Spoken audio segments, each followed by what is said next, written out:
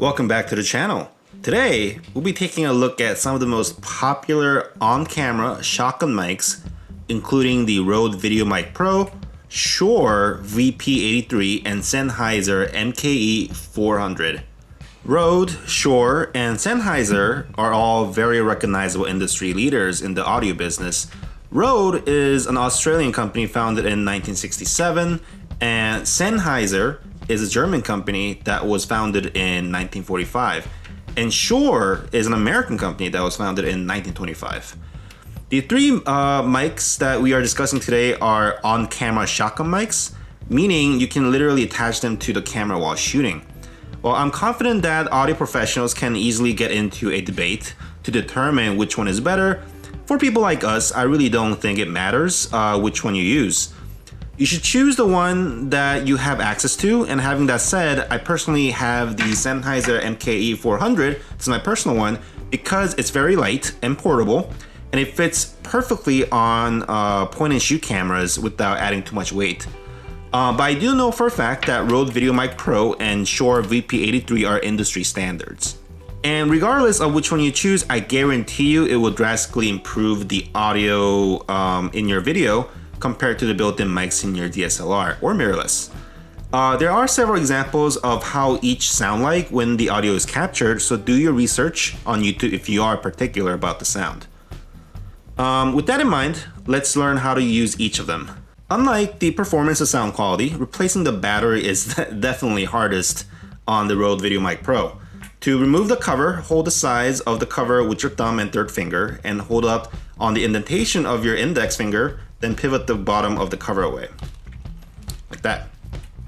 Røde VideoMic Pro takes a standard 9V battery, which isn't as common as the batteries used in the next two shotgun mics. The Shure VP83 takes a single AA battery, which is probably the most common battery out there. To remove the battery chamber, pull while pressing and holding the lock buttons on the side. It's that easy. The Sennheiser MKE400 takes one AAA battery but boasts up to 300 hours of runtime. To open the battery chamber, simply flick the switch on the bottom and it should just pop out like this. Very easy. Make sure the plus minus signs are aligned accordingly when placing the battery. And regardless of what model you may be using, always switch to power off when it's not under use. It's common sense. So because all of these shotgun mics are on-camera mics, they do come with standard shoe mount, so it's easy to attach to your camera. Simply slide the mount in and fasten the ring by twisting clockwise. There you go. Unlike flashes, however, most mics aren't technically connected to the camera simply by attaching it to the camera. So make sure the stereo mini jack is plugged into your camera, which is usually covered by the rubber cover on the side. For this example, I am using a Nikon D850, and for the D850, it's actually on the very top where it literally says mic.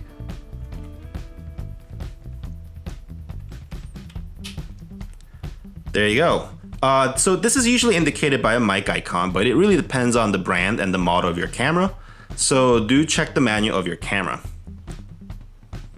Alternatively, the microphone can be plugged into a field recorder or other external device, and it can be connected to both a camera and a recorder by using a wide splitter cable if you do choose to do so. This is also entirely optional, but I also like to plug in my earphone. I do have a cheapy Panasonic over here. I got it for like $5, I don't even remember. So I can better monitor the sound quality when I'm recording. Conveniently, the headset jack is also right next to the audio jack. So there's that. Most of these shotgun mics are universal in the sense that there's an on and off switch, but also a high pass filter switch, indicated by that funny looking line over here next to the on and off switch. Sometimes it's labeled as something completely different, but essentially it works the same. For example, on the MKE400, it has that funny looking wind icon. When turned on, a green light should be turned on. Ah, surprise, this is red. That means the battery is running low. Let me show you a different example. There you go. That one lights green. If it doesn't turn on at all, such as this one, it's dead. The high pass filter is a low frequency cutoff setting which you can use to reduce rumble and other low frequency noise picked up by the microphone while recording. It may affect the tone slightly, but in certain situations it is recommended. For example, it may be helpful to use the high pass filter to cut out the sound of air conditioning, handling noises while adjusting focus settings, and distant traffic audible in the background. Personally, I like to use it when I'm in the airplane because of that bass sound when you're in the plane.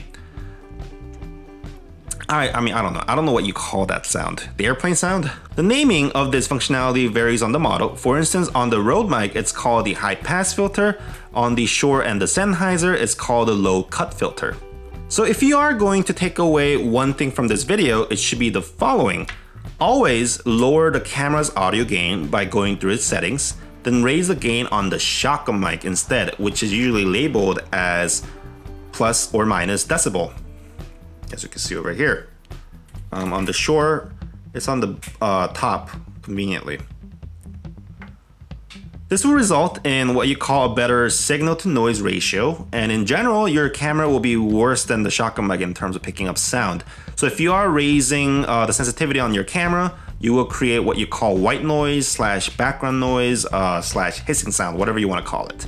You can reduce this by always raising the shotgun mic's gain first. So normally I do put it up to plus 20.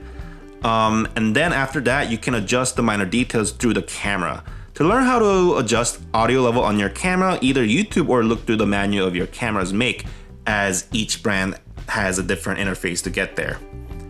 So if you look at the Røde mic, for instance, it is currently set to 0, as you can see over here. So the left setting, minus 10, will reduce the signal by 10 decibels, indicated as dB, lowercase d and capital letter B, meaning that the loud sound sources will be reduced and be less likely to overload or quotation clip the input of the camera. The right setting, plus 20, will increase the signal by 20 decibels. This is useful for recording quiet sound sources or when your camera requires a higher input level for better signal to noise ratio. The switch looks a little different on the MKE400, but it still works similarly, even though they do have different performance.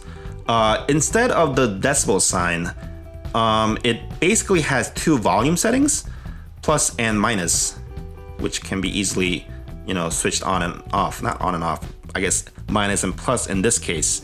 Set it to minus for normal or very loud sound sources and cameras with high input sensitivity, and set it to plus for extremely quiet or very distant sound sources and cameras with low input sensitivity. I understand that Sennheiser probably made more simplistic button icons for user-friendly reasons, including the little cute wind icon, but personally it does make it more confusing, and I do prefer something more straightforward like this.